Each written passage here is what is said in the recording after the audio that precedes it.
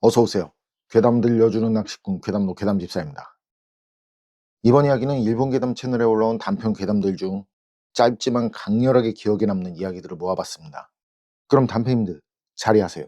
일본 괴담 채널의 기묘한 이야기들 시작하겠습니다.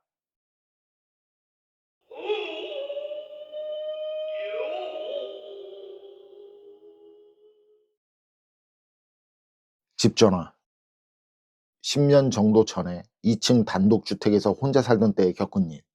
집 위치는 도쿄와 인접한 곳이었는데 역에서는 멀었지만 덕분에 집세는 쌌다. 게다가 가구나 생필품조차 따로 준비할 것 없이 몸만 들어가서 살면 된다는 조건이 당시 생활에 힘들던 내겐 더 없는 조건이었다. 복덕방 업자와 살던 집주인이 죽고 나서 친척이 상속받은 후 비워두기 아까워서 임대를 낸 것이라고 했다. 집안엔 복덕방 업자에게 들은 조건처럼 가구류와 생활용품 같은 것들은 그대로 있었고 치우지 않는 조건으로 모든 것들을 마음대로 써도 좋다는 말을 들었지만 그래도 유리상자에 든 일본 인형은 좀 기분 나빴다. 살기 시작하고 나서는 주로 1층에서 생활했고 2층은 창고 용도로 쓰면서 거의 올라가지 않았는데 2층에서 가끔 발소리 같은 것이 들려오는 때가 있었다. 하지만 오래된 집이라서 그렇겠거니 하고 스스로 납득. 이사를 하고 얼마 지나지 않은 날 자칭 신기가 있다는 친구가 놀러 왔을 때 친구는 집에 들어오자마자 이 집 좀 이상하지 않아라고 했지만 딱히 아무것도 느끼지 못하며 지내고 있었기 때문에 무시. 그러던 어느 날 밤 근처에 책방과 비디오 대여점을 겸해서 하는 가게로 외출. 휴대폰을 가지고 나갔지만 외출하자마자 배터리가 나가버려 전원이 오프. 하지만 별 신경 쓰지 않은 채 비디오를 반납하고 서서 책을 읽는다든지 하다가 2시간 정도 후에 집으로 돌아오니 곧바로 집 전화가 울렸다. 받아보니 얼마 전 집에 왔던 신기가 있다는 친구였다. 그리고 내가 무사해서 다행이란 말, 뜬금없이 무슨 소리냐며 물어봤다. 친구의 말은 이랬다. 내게 용무가 있어서 휴대폰으로 전화했는데 전원이 꺼져 있길래 집으로 다시 전화를 걸었단다.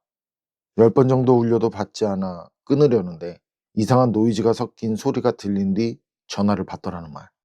친구는 내가 전화를 받았다고 생각해 말을 걸었는데 아무 말도 하지 않더라는 말. 그래서 친구는 내게 무슨 일이라도 있는 건가 하고 생각하는데 갑자기 신음소리가 나더라는 말. 그것도 노인인 듯한. 그 신음소리는 20초 정도 이어지더니 전화는 우리 집 쪽에서 끊어버렸던 모양. 그 후 몇 번이나 걸어봐도 부재중으로 넘어가서 내가 쓰러져 있으면서 할아버지처럼 신음소리를 낸 거 아닌가 했다는 말이었다. 그래서 긴급 구조를 요청하기 전 그리고 집으로 오기 전 마지막으로 전화한 걸 내가 받았다는 말. 나는 그 말에 순간 온몸에 털이 곤두섰다. 원래 집주인이 죽었다길래 병원에서 죽었을 거라고만 생각하고 있었는데 집주인, 이 집에서 죽은 걸까? 하는 생각이 들었기 때문. 이후 형편이 되지 않아 어쩔 수 없이 그 집에서 2년 정도 더 살았지만 가끔 그렇게 누군가 대신 전화를 받고 신음하는 것 외엔 그다지 크게 이상한 일은 일어나지 않았다. 병실을 빠져나온 아저씨. 어느 날 외출할 일이 있어 역 매표소를 향해 가고 있었다. 도중에 뒤에서 누군가 말을 걸어 돌아보니 50대 정도의 아저씨가 서 있었다. 아저씨의 이야기를 요약하자면 이랬다. 자신은 목수 두 편수다. 사정이 있어 입원 중인데 입원 전까지 짓던 집의 상냥식이 오늘이다. 병원 직원들에게 들키면 못 가게 말리기 때문에 말없이 살짝 몸만 빠져나왔다.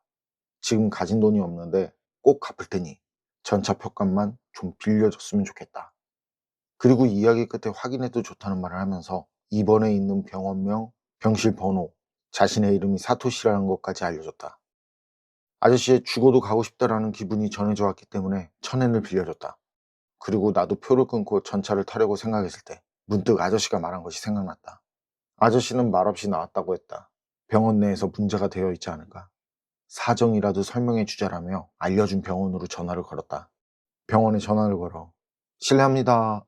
좀 전에 역에서 1004호실에 있는 사토시 씨라는 분과 만났는데 근데 이런 사정이 있어서 돈을 빌려드렸습니다만 예, 1004호실 사토시 씨라고 하셨죠? 잠시만 기다려 주세요. 간호사의 말을 듣고 잠시 기다리고 있는데 대기음 없이 간호사들이 대화하는 목소리가 들려왔다. 역시 바로 연락해 주는 게 잘하는 거겠지라고 생각하고 있는데 좀 전과 달리 혼란스러워하는 듯한 대화 소리가 들리더니 다른 간호사가 수화기를 들었다. 1004호실의 사토시 씨 말씀이신가요? 예, 본인은 그렇게 말했습니다만 몇 시쯤이죠? 한 10분 정도 된 것 같은데요. 아, 예. 그런데 사토시 씨는 오늘 아침에 돌아가셨습니다만. 이후 잠시 흐르는 침묵. 그 침묵을 깨고 내가 다시 먼저 말을 꺼냈다. 저 무슨 말씀이신지. 그러니까 사토시 씨는 오늘 아침에 그래서 10분 전에 역 앞에 있을 수가. 그러자 수화기 너머에서 뭔가 고함치며 나무라는 듯한 목소리가 들리더니 나이가 좀 있는 듯한 목소리에 다른 간호사가 수화기를 들고 말했다. 죄송합니다만 사토시 씨는 오늘 아침에 퇴원하셨기 때문에 빌려주신 돈 때문에 이쪽으로 연락하시면 곤란합니다. 아, 그 돈을 받으려는 게 아니라 말도 없이 병원을 나왔다고 해서요. 혹시나 병원 쪽에서 걱정할까 봐 연락드린 겁니다. 어쨌든 퇴원했더니 잘 됐네요. 예, 퇴원하셨습니다. 저 일부러 연락까지 주시고 감사드립니다. 아닙니다. 그럼 실례하겠습니다. 이후 나는 더 이상 아무 말도 하지 않고 전화를 끊었다. 푼돈 사기꾼이 신분을 숨기기 위해 도용한 사람이 우연히 죽은 사람이었는지 죽은 본인이었는지는 영원한 수수께끼로 남게 됐지만 그 사람 나에게 말한 것처럼 상냥식에 갔다면 좋겠다 라고 생각했다. 말도 안 되게 깊은 산속에서 만난 가족. 산행이 취미였기에 길이 없고 사람이 들어가지 않는, 한마디로 말하면 산나물 채취하러 다니는 것처럼 산을 누볐다. 그래서 신기한 것도 가끔 보게 된다. 예를 들면 새하얀 사냥이라든지 어른 크기만한 독수리라든지. 하지만 제일 놀라웠던 건 그것이었다. 일가족을 만난 일. 일반 사람은 잘 가지 않는 산 깊은 곳에서. 그날은 미야기, 야마가타, 아키타 이 세 현의 경계를 걷고 있었다. 큰 너도 밤나무가 많이 자라고 있는 숲이었기에 많이 어두웠지만 반면에 걷기는 쉬운 숲. 그렇지만 길이 있는 건 아니기 때문에 산나물 채취하러 다니는 지역민이나 나처럼 GPS를 휴대한 사람밖에 올 수 없는 장소. 그런 작은 능선을 걷고 있는데 능선 아래를 흐르는 작은 계곡가에 사람이 서 있는 것이 보였다. 처음에는 계류 낚시를 하고 있다고 생각했다. 거리는 100m 이상 떨어진 먼 거리였기 때문에 확실히 보이지는 않았지만 그래도 사람이 4명이라는 것은 알 수 있었다. 게다가 두 사람은 아동인 듯했다. 그런데 그 광경, 아무래도 불길한 예감이 전해왔다. 누가 봐도 자연스럽게 설마 비극적인 선택을 하려는 것인가 하는 그런 생각을 갖게 만드는 광경이었다. 일가족이 모두 비극적인 선택을 하려는 것인가? 그렇다고 해도 이런 곳까지 올 필요는 없을 텐데. 게다가 아이들이 걸어서 이 깊은 산까지 오는 건 무리. 내키지는 않았지만 가지고 있던 쌍안경으로 살펴봤다. 네 사람은 내게 등을 지고 서 있었다. 두 사람은 예상대로 역시 아동, 다른 두 사람은 성인 남자와 여자. 얼굴이 보고 싶어서 잠시 지켜봤지만 전혀 움직이지 않았다. 누군가가 나쁜 장난으로 마네킹을 세워놨나 싶을 정도였다.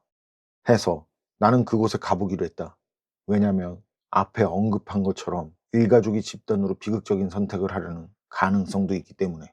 그렇다면 말려야 한다고 생각했던 것이다. 그래서 조용히 다가갔다.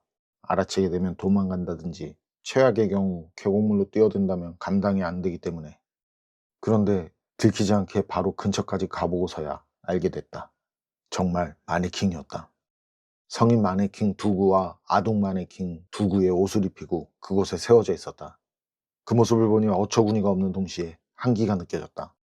지금 내 눈앞에 마네킹이 있다는 건 이 짓거리를 한 놈이 있다는 뜻이고 그런 놈은 절대로 제정신일 리가 없겠다는 생각. 마네킹 얼굴 쪽으로 돌아가 보니 각각의 마네킹에는 페인트로 이름이 적혀져 있었다. 그리고 이상한 흔적들. 마네킹 몸에는 작은 구멍들이 많이 나 있었다. 산탄총으로 쏜 흔적 같았다. 그리고 그 짓거리의 끝판왕은 아동 마네킹의 이마에는 가타칼날이 꽂혀 있었던 것이다. 그냥 말로 듣는 입장이라면 그게 뭐 어때서라고 할 수 있을지도 모르겠다. 분명 그런 사람도 있을 거라는 생각이 든다. 하지만 그 깊은 산속에서 혼자 있는 상황의 그 끔찍한 모습, 정말 무서운 광경이었다. 산행 계획을 포기하고 바로 하산했다. 정말이지 지금 생각해도 그건 무서운 목격이었다. 마네킹도 이상하지만 그것까지 어떻게 운반했을까? 한 개라면 그렇게 무겁지 않더라도 그건 부피가 커서 절대로 2번, 3번 왕복하지 않으면 안 될 일인데 혼자가 아니라면 여럿이었던 걸까? 그 끔찍한 짓을 한 것들이 여럿. 인적 드문 깊은 산에서 작년에 겪은 일이니 아직도 그대로 있을 것 같다. 목격자. 사건 자체는 짤막하게나마 전국 뉴스로 다뤄져 나왔기 때문에 세부적인 장소 같은 것은 공개하지 않겠다. 그 일은 자가용으로 드라이브 여행 중에 일어났다. 휴가를 이용해 부부끼리 오붓하게 여행을 즐기며 다음 목적지로 가고 있을 때 그 일이 일어났다. 강을 건너는 다리를 통과하던 중 아내가 갑자기 강에 사람이 뛰어들었다며 비명을 질렀다. 그 말에 놀라서 차를 세우고 아내가 손짓하는 쪽을 보니 난간측에 가지런히 놓인 신발과 그 사람 것이라고 여겨지는 자전거가 있었다. 그리고 그 이후부터는 큰 소동이 벌어졌다. 놀란 우리는 경찰에 신고했고 급파된 경찰과 구조대는 강을 대대적으로 수색. 우리 부부는 목격자 진술을 포함하여 이런저런 사유로 사체가 발견될 때까지 발이 묶이게 되었다. 몇 시간 뒤 10km 정도 떨어진 하류에서 남성의 사체가 발견되었다. 강으로 뛰어드는 걸 목격한 것과 결국 사망한 채 발견된 것으로 인해 조사는 길어졌고 장시간 붙잡혀 있게 되었다. 겨우 조사에서 해방되어 숙소로 왔을 땐 기진맥진해진 상태. 심신이 모두 방전되어 이부자리에 들었다. 다음 날, 전날 신고한 사망자 관련 뉴스가 전국 네트워크로 보도되었는데 그 보도 내용에 귀를 의심하게 됐다. 뉴스 내용은 이랬다. 신고 현장에서 10km 떨어진 하류에서 남성의 사체를 발견. 신고를 한 현장 다리에는 남성의 것으로 보이는 신발이 놓여 있었고 사체는 사후 일주일이 지나 있었다고. 뉴스에 나온 사망자가 다른 사람인가 의심도 했지만 잠깐 스쳐 지나가는 나와 아내의 모습.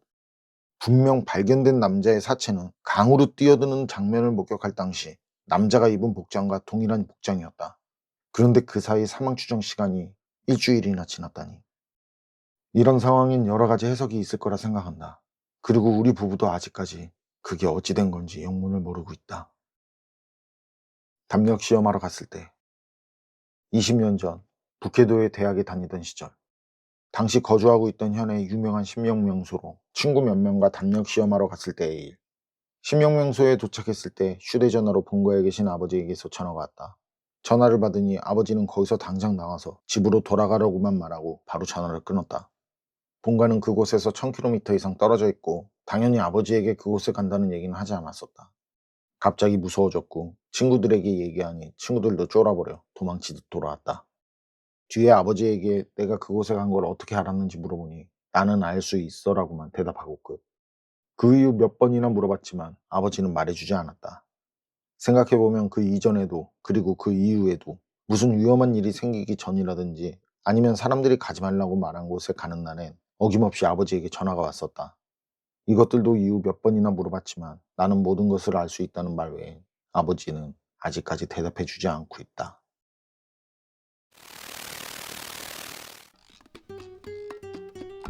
괴담 채널에 올라온 짧지만 훅 들어오는 이야기들, 오늘은 여기까지입니다.